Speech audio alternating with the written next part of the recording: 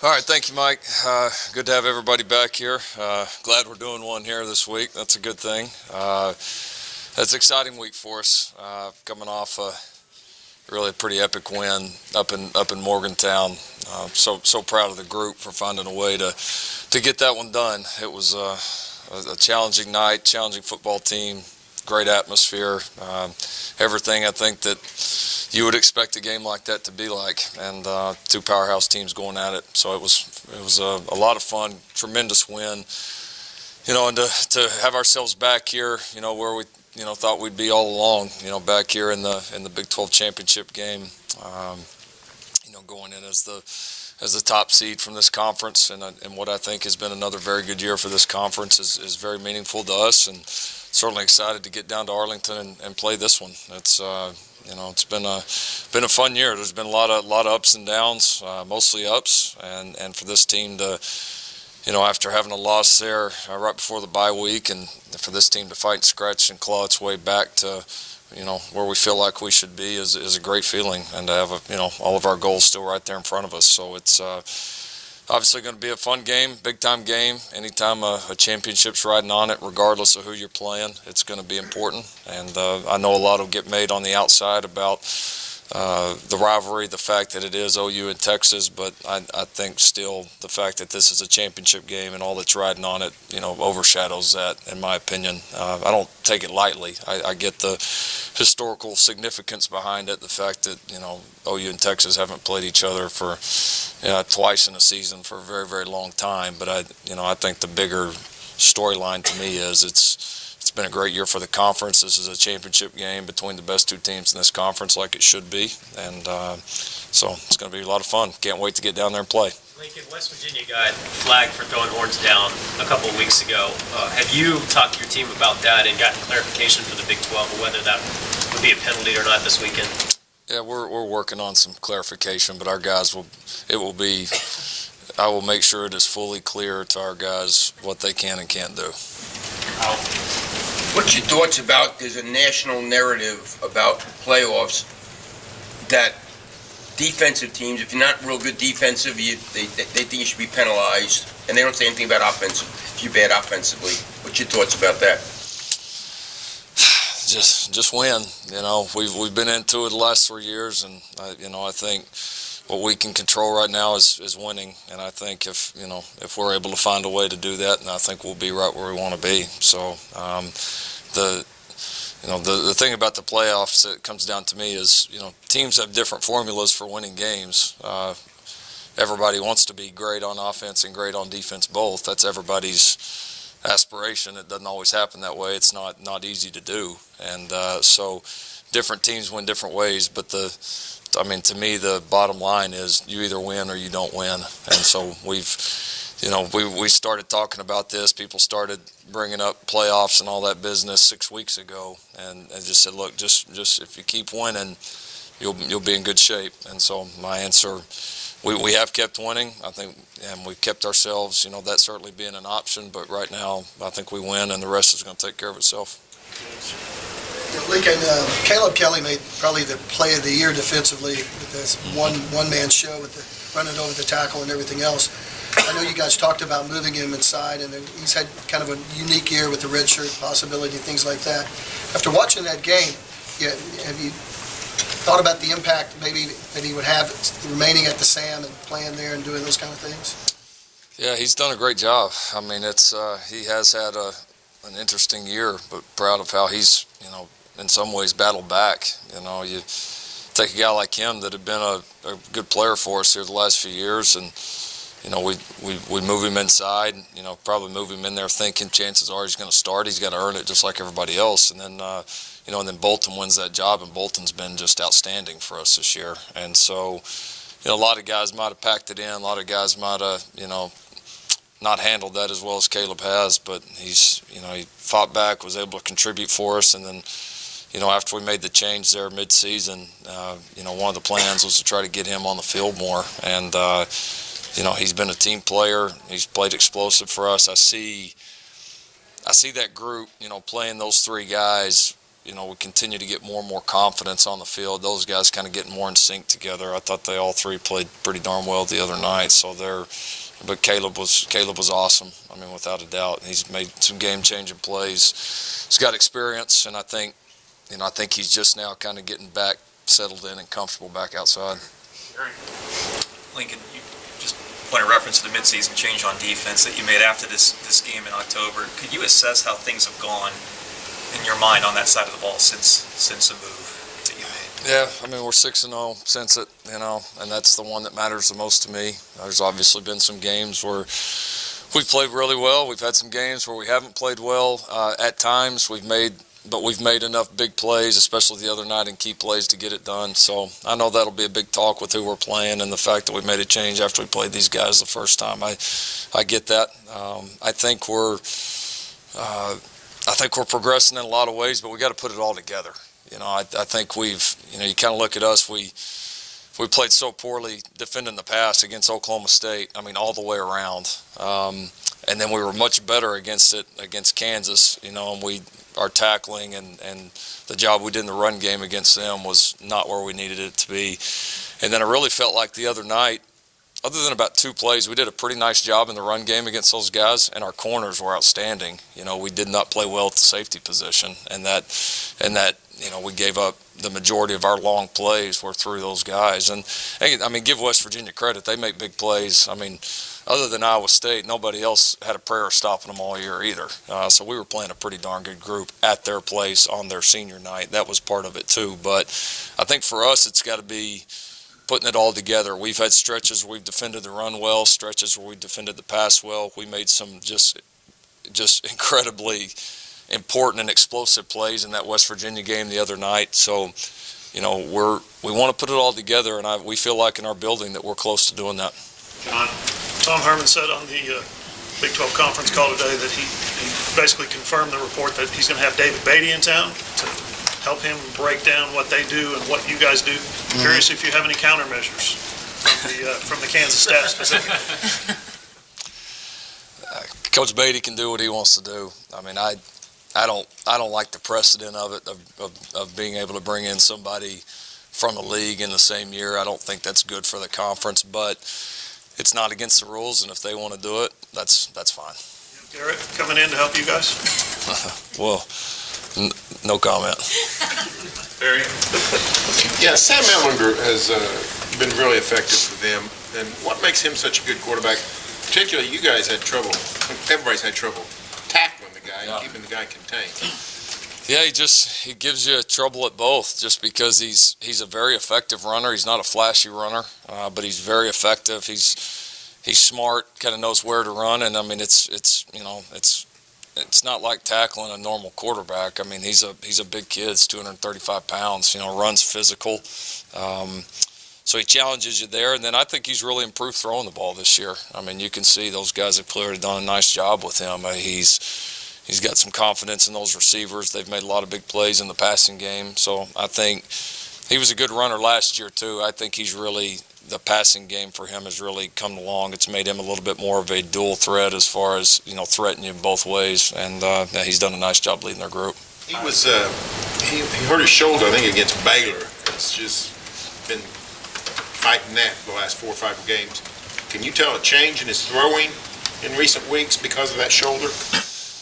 Oh, not a ton on film. I'm sure there's, it's hard to injure that shoulder and be the most effective thrower that you want to be. I know that. And that is one of the negatives you get into when you run your quarterback a lot, is even a big guy like him, you're going to be more susceptible to injuries like that. But no, I mean, the guy on film's still been very effective. I mean, he's battled through it, and then they got a capable backup. When Bichelle's had to go in, he's done a nice job. He's obviously very experienced as well, so they got a good 1-2 punch there.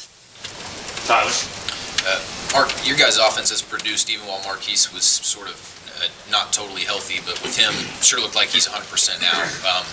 How does that make the offense more effective when he's able to just get downfield faster and just be his old self? Yeah, it's helped. It's because really it's the first time, probably since the Baylor game, that he's been healthy. He got a little nicked up. I guess who would play after? I guess it was Texas. He got a little bit nicked up in practice that week. Wasn't full speed in the Texas game. Got a little bit better through the bye, and then got nicked up in the TCU game. So it's kind of been he hadn't been 100% in a while. So it was. I thought he was as fast and as explosive the other night since Baylor. So no, he's tough to handle out there. I mean, one-on-one, he's a tough matchup. No matter how good you are on the perimeter, he's making plays. And then, like I said, I've been really proud of how he's progressed as a runner. I mean he's always made plays down the field for us. But coming out of that tackle like he did on the sideline there the other night on the crossing route, he did the same thing here against Oklahoma State a few weeks ago. I mean, those have been. When a guy can make plays down the field, but also turn those short ones into big ones like that, it makes him that much more dangerous. Lincoln, Kyler's made big plays in timely moments for you guys all year. I asked him a little bit ago if he feels any different in those, like the fourth down play there in Morgantown. Does he feel any different? He said he feels the same whenever he runs out on the field. But that ability to make those type of plays, how do you encapsulate how a guy gets that? Where does that well come from for him? Yeah, I mean, I think it comes from a lot of things. I think it comes from self-belief. And I think some of that is natural. I think some guys are born with that. And then some of that also comes through your preparation, your work, your confidence in your scheme, your teammates, all those things. And I think he has that. But his pulse, through games stays pretty steady. I mean, just the back and forth that we have during the game is not much different than it is in a meeting room or on a practice field. I mean, he's kind of got that ability that regardless of the moment to be able to kind of stay in it. And I think that served him well through his career. I think it's, probably a big reason why he had some of the success he had in high school, especially at a young age. And here, I know it's later in his career, but in a way it's also early in his career here too. And to be able to perform like he has on the different stages, I think is a great example. Can I follow up on that? Because his personality is so different, at least outwardly, than Baker's. Sure. Did it take some adjusting to have a guy that maybe is more of an even plane as opposed to, that high RPM that Baker has? Yeah, it did, but it wasn't difficult because, I mean, other than the majority of the games that he didn't play in, we'd been still working together for the last 2 years. So I kind of, I felt like I had a decent idea of how, best to handle him and to manage him. And so it was, it's definitely different, but not new, I guess, if that makes sense.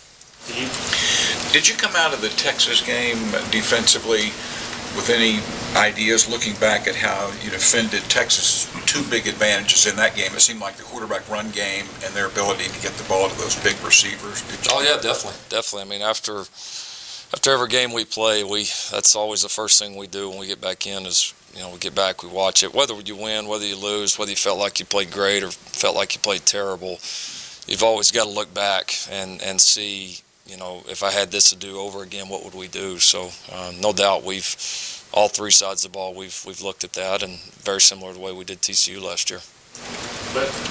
Yeah, early in the season, Kennedy Brooks was getting a few carries here, a few carries there. Now he's got over 20 carries the last two games. What's impressed you most about him as he's emerged as a guy that you hand the ball to as much as you have? Yeah, a lot like Rodney last year, right? It's a lot of parallels. Kind of like the question before about Kyler. I mean, the moments have never been too big for him. I mean, he's always been a good enough player, and he's just one of those guys that's taking advantage of opportunities. I think has a lot of self-belief as well.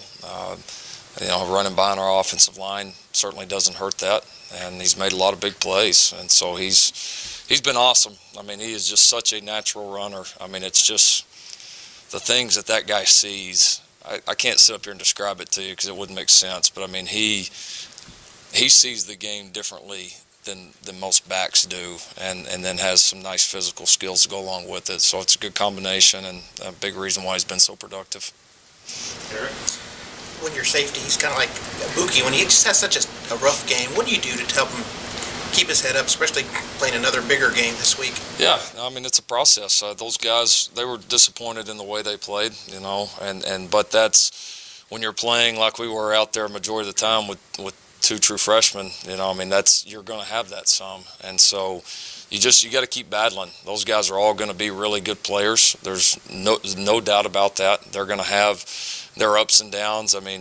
Most of the great players that have ever done it, have had that, especially when they've been forced into action that early. Look how many, use Baker's example, look how many interceptions he threw as a true freshman at Texas Tech. You're going to have your ups and downs, and you just got to keep fighting through it and keep just kind of that daily process of getting better, keep your self-belief and your confidence up and continue to go to work. And that's what our guys are doing. Our teams had to do that too, so I think our team has been a good example for those young guys. George? Lincoln, I think people probably think you guys have, if not the best, one of the very best offenses in the country. Obviously, I'm not breaking any news there. Is it possible that you have maybe one of the best running game in the country? I wonder if you think that, and if you think it's overshadowed by the pass game. Well, they complement each other, and that's when you're playing the way you want, that's the beautiful thing about it, is they go hand in hand with each other, and the run game wouldn't be nearly as good without the throw game, and then vice versa. And so I like our run game a lot. I hadn't seen everybody else out there, so I know there's other people that are very effective running the ball, but I wouldn't trade ours for anybody else's, no. With our combination of scheme, the offensive line, and the backs that we have, I wouldn't trade with anybody. Jay? Yeah, you guys did a Bo Jackson photo to kind of promote Kyler for the Heisman. Bo obviously played NFL and Major League Baseball. Kyler's been so incredible this year. Do you feel like he's somebody that could do that if at some point that opportunity came up? And it's almost crazy to think that this could be it for him playing football, and yet he's easily one of the two best players in the country. Yeah, it'll be an interesting question.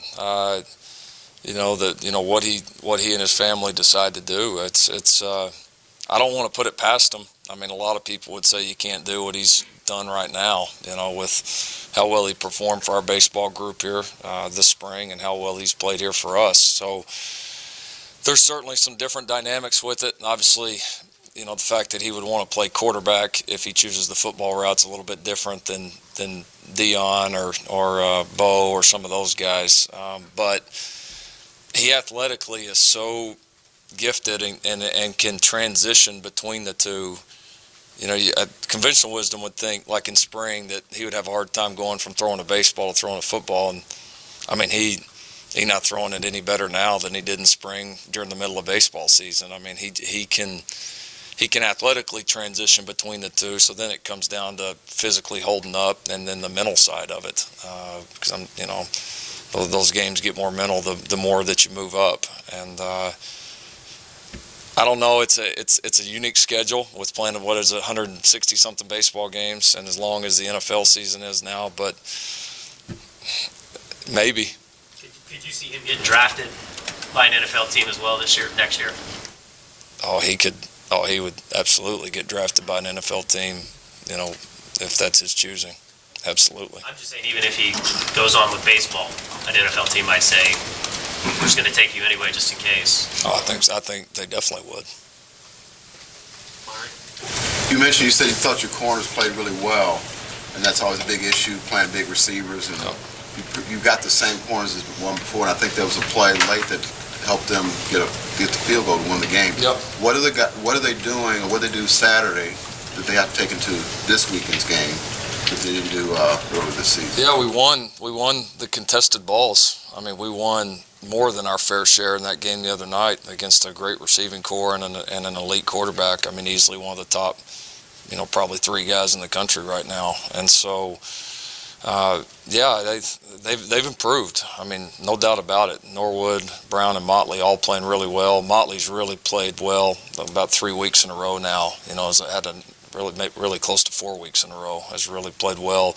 I thought Norwood played probably the best game that he's played for us the other night, maybe in his career. I think those guys kind of found something a little bit, and then Brown, made some outstanding plays as well. So we know we're going to get challenged again. We know Texas, has a really nice receiving core, great size. We didn't win enough of those 50-50 balls, in this game.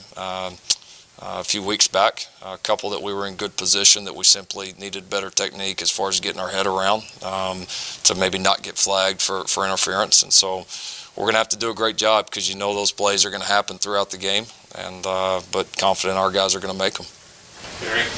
Yeah, Lincoln, if you guys beat Texas and everything else goes as expected, the committee's basically going to have to pick between you and Ohio State with very similar resumes and very similar teams. And do you understand how difficult that decision is, and what would you say to the committee in defense of Oklahoma's case? Oh, right now I'd ask them if they understand how difficult it is to beat Texas, because that's all I'm worried about. So, I mean, that's all. I get it. I get it's going to be a conversation. It was the same thing last year. I mean, we knew, that we had to win this game, and most years, most teams are going to have to win their conference, to get into the playoffs. So that's, I know that's not a surprise to anybody, but I want my team's focus right there, and if I'm going to do that, then I've got to make sure mine's there as well. You mentioned the true freshman playing at safety, and immediately you think about I think there were 3 safeties out. You're missing some guys. How are you going into this game? What are you expecting? Because it looks like the status of injured key players is really important. Yeah, no, it certainly is. I don't think that we had anything the other night that would keep somebody that played in that game from playing in this game this week. But at the same time, I don't expect to have anybody back that wasn't available against West Virginia. Hey, you talked about Motley playing really well for the last 3 or 4 games. What has been kind of the difference in him elevating this game to another level? Yeah, I think kind of just went back to the basics. He started around here for a long time, made a lot of big plays around here, and then when we moved him back to second string, he didn't pout about it. He continued to fight, worked even harder in practice. I think it kind of relit that fire under him a little bit, which has always been important to him as a player. He's always played his best when he's been on edge like that, and so he's made the most of his opportunities since then, and given us more confidence to continue to put him on the field, and he's rewarded that with really, really outstanding play. So I think he's got a lot of confidence, and it's behind the work that he's put in and the way he's approaching the entire situation right now. In the first game against Texas, they were able to turn you over a couple of times, but you were able to move the ball on them. Now that you're several games down the road, what are you seeing out of their defense? And have they changed anything at all? Are they doing anything different? They're playing well. I mean, they've held down a lot of people. I've said a lot. I think Todd Orlando does a tremendous job, without a doubt.